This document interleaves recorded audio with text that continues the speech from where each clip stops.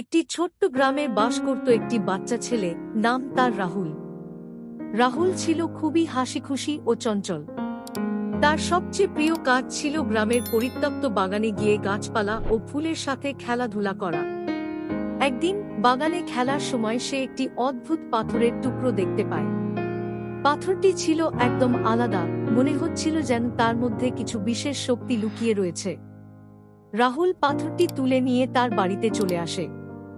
রাহুলের মা-বাবা ভাবলেন পাথরটি কোনো সাধারণ পাথর হতে পারে, কিন্তু রাহুলের মধ্যে এক ধরনের অদৃশ্য শক্তি অনুভব হচ্ছিল। সে জানত এই পাথরটি স্বাভাবিক কিছু নয়।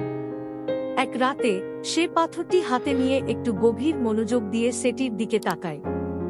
হঠাৎ পাথরটি থেকে এক ধরনের আলো বেরিয়ে আসে এবং একটি সুন্দর, বিশাল পরী তার সামনে এসে উপস্থিত হয়।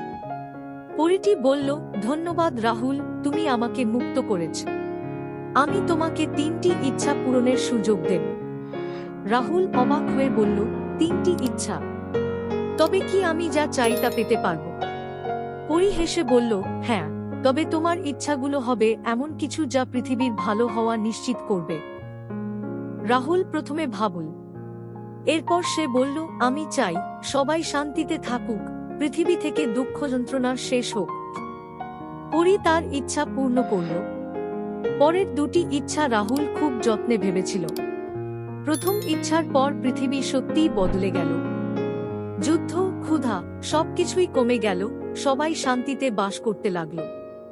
শেষে রাহুলের জীবনে এমন এক পরিবর্তন আসে যা তাকে সারা জীবন স্মরণ করিয়ে দিত যে জীবনের সত্যিকারের মূল্য হল অন্যদের জন্য কিছু ভালো করা।